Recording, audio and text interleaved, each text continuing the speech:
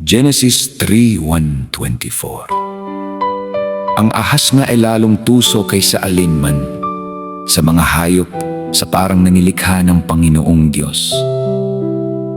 At sinabi niya sa babae, tunay bang sinabi ng Diyos, huwag kayong kakain sa alinmang punong kahoy sa halamanan.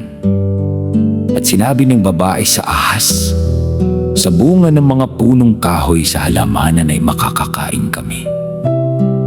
Datapuat sa bunga ng punong kahoy na nasa gitna ng halamanan ay sinabi ng Diyos, huwag kayong kakain niyaon, ni huwag ninyong hihibuin, baka kayo'y mamatay.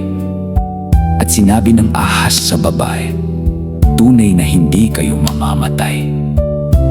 Sapagkat talastas ng Diyos na sa araw na kayo'y kumain niyaon ay madidilat nga ang inyong mga mata. At kayo'y magiging parang Diyos na nakakakilala ng mabuti at masama.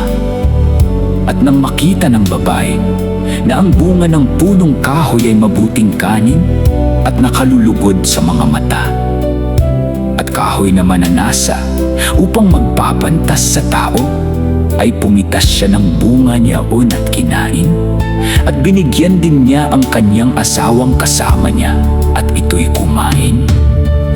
At nadilat kapwa ang kanilang mga mata, at kanilang nakilalang sila'y mga hubad, at sila'y tumahi ng mga dahon ng puno ng igos, at kanilang ginawang panapi. At narinig nila ang tinig ng Panginoong Diyos na lumalakad sa halamanan sa kulimlim ng araw. At nagtago ang lalaki at ang kanyang asawa sa harapan ng Panginoong Diyos sa pagitan ng mga punong kahoy sa halamanan. At tinawag ng Panginoong Diyos ang lalaki at sa kanya'y sinabi, saan ka naroon?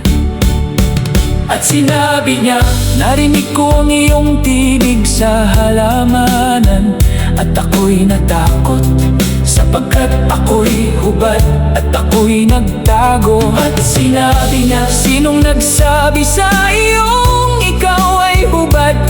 Nakakain ka ba ng bunga ng punong kahoy na iniutos ko sa iyong huwag mong kanin? At sinabi ng lalaki, ang babaeng ibinigay mong aking kasamahin ay siyang nagbigay sa akin ng bunga ng punong kahoy at aking kinain. At sinabi ng Panginoong Diyos sa babae, ano itong iyong ginawa? At sinabi ng babae, dinaya ako ng ahas at ako'y kumain. At sinabi ng Panginoong Diyos sa ahas, sapagkat ginawa mo ito, ay sumpain ka ng higit sa lahat ng hayop at ng higit sa bawat ganit sa parang ang iyong tiyan ang ilalakad mo, at alabok ang iyong kakanin sa lahat ng mga araw ng iyong buhay. At papag-aalitin ko ikaw at ang babae, at ang iyong binhi at ang kanyang binhi. Ito ang dudurog ng iyong ulo, at ikaw ang dudurog ng kanyang sabong. Sinabi niya sa babae, pararamihin kong lubha ang iyong kalumbayan at ang iyong paglilihi. Manganganak kang may kahirapan, at sa iyong asawa ay pahihinuhod ang iyong kalooban, at siya'y mapapanginoon sa iyo.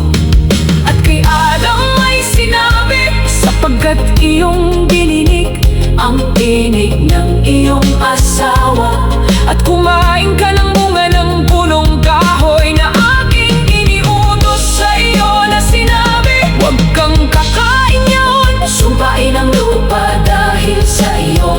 Kakain ka sa kanya sa pamamagitan ng iyong pagpapagal sa lahat ng mga araw ng iyong buhay. Ang isisibol niyaon sa iyo ay mga tinik at mga dawag, at kakain ka ng pananim sa parang.